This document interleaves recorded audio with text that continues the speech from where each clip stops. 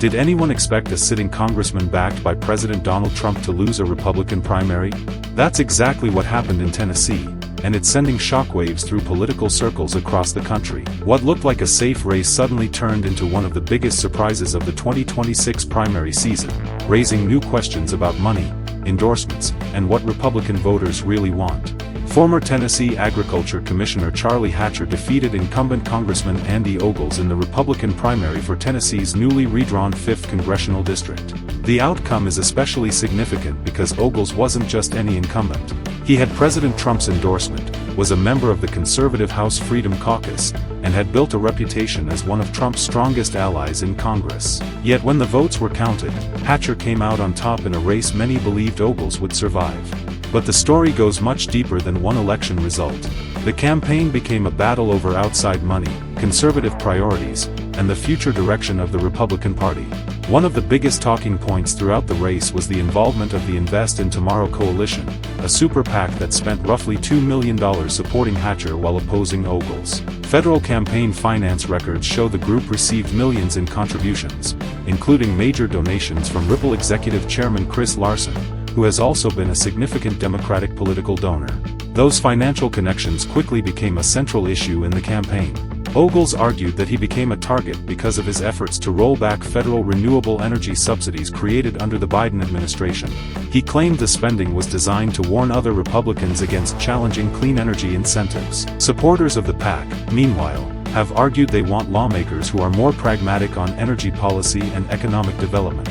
That disagreement transformed what might have been an ordinary House primary into a national conversation about energy policy and outside political influence. Then there was another twist that few people expected. Tennessee Governor Bill Lee endorsed Charlie Hatcher, even though President Trump stood firmly behind Andy Ogles. That's a rare split between two influential Republican leaders. Governor Lee highlighted his long working relationship with Hatcher, who previously served as Tennessee's Agriculture Commissioner, describing him as a conservative who has consistently supported President Trump.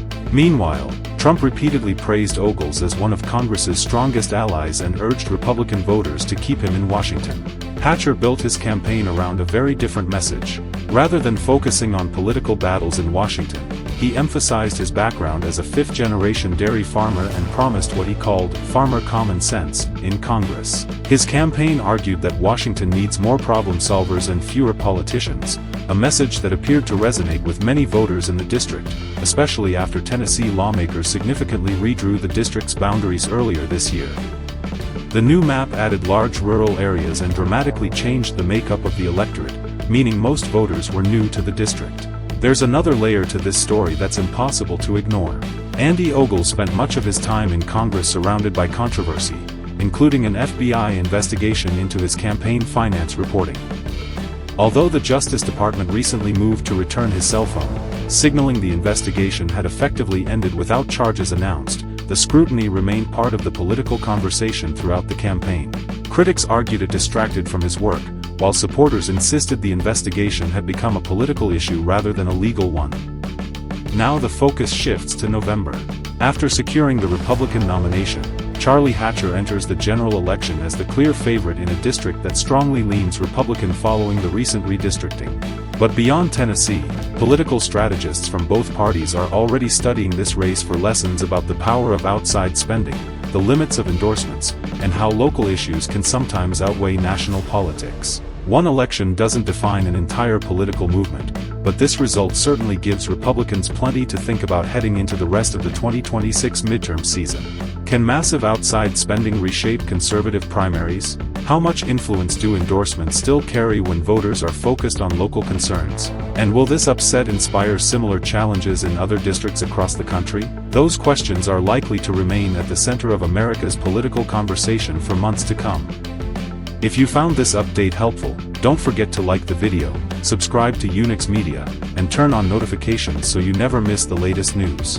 Thanks for watching.